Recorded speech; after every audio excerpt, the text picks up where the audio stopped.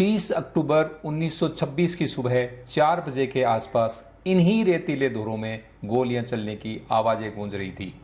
गांव वालों को समझते देर नहीं लगी कि ये गोलियां अंग्रेज अधिकारियों के आदेश पर जोधपुर की सेना व क्रांतिकारियों के मध्य चल रही है। इस मुठभेड़ में एक तरफ जोधपुर राज्य के ख्यातनाम सुप्रिटेंडेंट बख्तावर सिंह के नेतृत्व में 300 सिपाही थे और दूसरी ओर महज 3 क्रांतिवीर।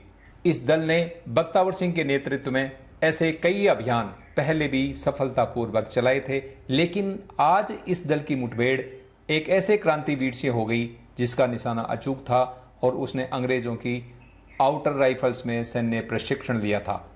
इस पूर्व फौजी क्रांतिवीर के साथ उसके बड़े भाई व उनका सहयोगी था, जिन्हें जीने मरने को लेकर कोई परवाह नहीं थी।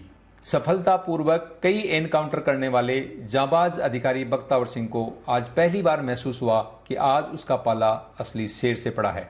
क्या आप जानते हैं वे ऐसे कौन 3 लड़ाका थे जिन्होंने 300 सैनिकों से लोहा लिया? वे क्रांतिकारी कौन थे जिन्हें मारने के लिए अंग्रेजों ने जोधपुर की सेना को राजस्थान की किसी भी रियासत में बेरोक-टोक घुसकर सैन्य कार्रवाई करने का आदेश दिया था? जी हाँ, हम बात कर रहे हैं शेखावाटी के क्रांतिवीर बलजी भूरजी की। ये वो जगह है जहां क्रांतिकारी बलजी और भूरजी ने अंग्रेजी सेना के दांत खट्टे करते हुए अपने प्राणों की शहादत दी थी, बलिदान दिया था। आज हम यहाँ बैठे हैं रामगढ़ शेखावाटी के पास उनके स्मारक पर।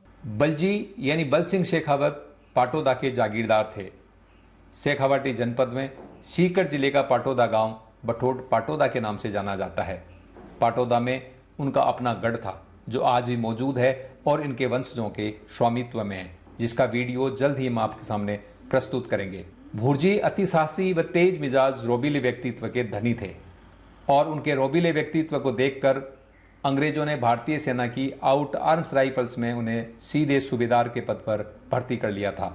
एक अच्छे निशानेबाज व बुलंद हौसले वाले फौजी होने के साथ भूरजी में स्वाभिमान कूट कूट कर भरा था।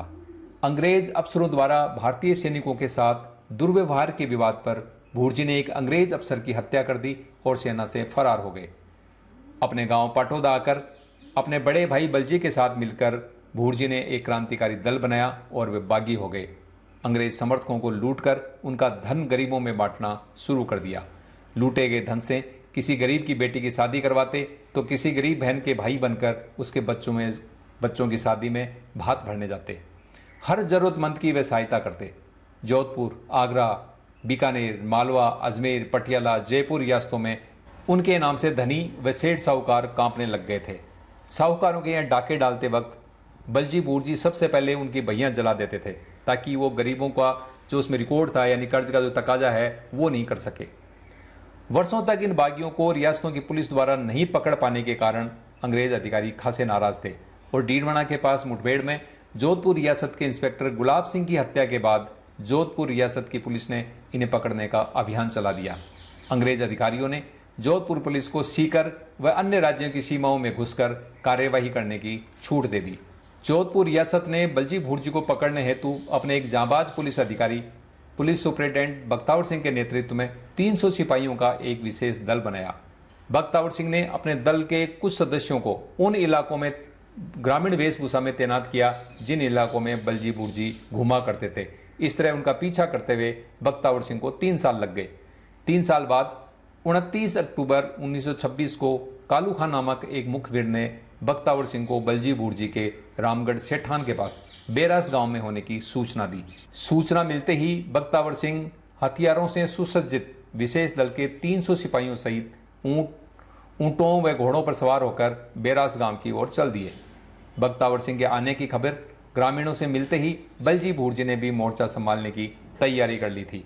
उन्होंने बेरास गांव को छोड़ने का निश्चय किया क्योंकि बेरास गांव की भूमि कभी उनके पुरखों ने चारणों को दान में दी थी, इसलिए वे दान में दी गई भूमि पर रक्तपात करना उचित नहीं समझ रहे थे। अतः वे बेरास गांव छोड़कर उसी दिशा में सहनुसर गांव की ओर बढ़े जिधर से बख्तावर सिंह भी अपनी फोर्स के साथ आ रहे थे। रात्रि का समय था। बलजी भूरजी ने एक बड़े रेतीले टीले पर मोर्चा जमा लिया। उधर बख्तावर सिंह की फोर्स ने भी उन्हें 3 ओर से घेर लिया। बलजी ने अपने सभी साथियों को जान बचाकर भाग जाने की छूट दे दी थी, अतः उनके दल के सभी सदस्य भाग चुके थे। अब दोनों भाइयों के साथ सिर्फ उनका स्वामी भक्त नौकर गणेश ही रह गया था। 30 अक्टूबर 1926 की सुबह 4 बजे के आसपास दोनों ओर से कड़ा मुकाबला हुआ। भूरजी ने बख्तावर सिंह के ऊंट को गोली मार दी, जिससे बख्तावर सिंह पैदल हो गए और उन्होंने एक पेड़ का सहारा लेकर भूरजी का मुकाबला किया। ये वो टीला है जिस पे मैं खड़ा हूँ। यहाँ पर बलजी भूरजी के सामने जो अंग्रेजों की सेना थी, जिस सेना का नेतृत्व बख्तावर सिंह जी कर रहे थे, उसमें लगभग 300 सिपाही थे जो यहाँ पर उन्होंने अपना पूरा मोर्चा लिया।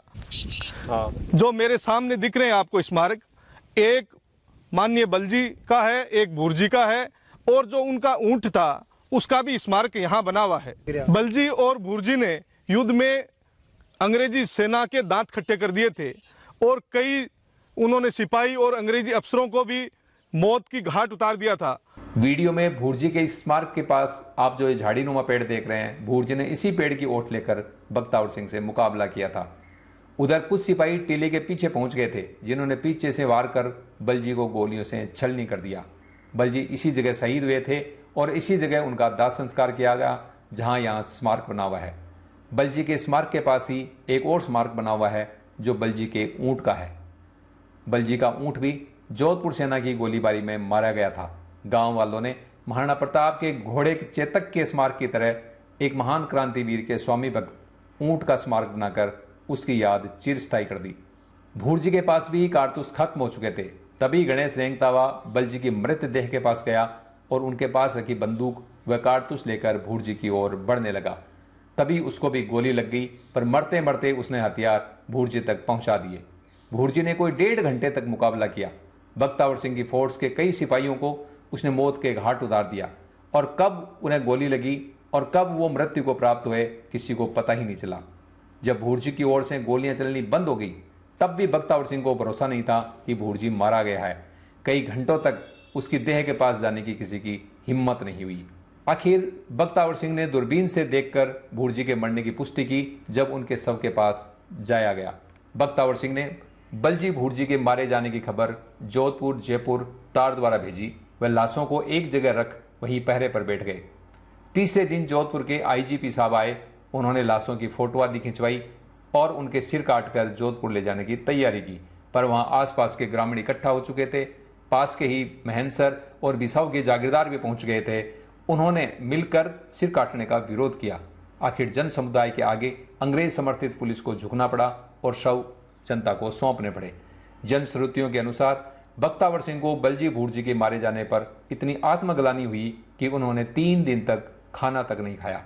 बलजी भूरजी के दाह संस्कार के लिए सहनुसर गांव के ग्रामीण 3 पीपे घी के लेके आए।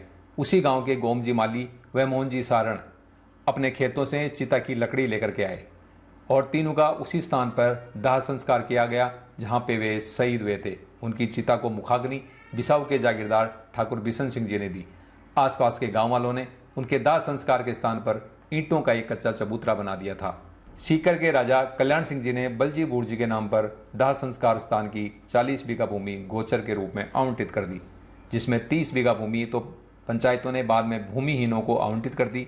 अब शेष बची 10 बीघा भूमि को बलजी भूरजी स्मृति संस्थान ने सुरक्षित रखने का जिम्मा अपने हाथ में लिया और ये भूमि बलजी भूरजी की बड़ी के रूप में जानी जाती है।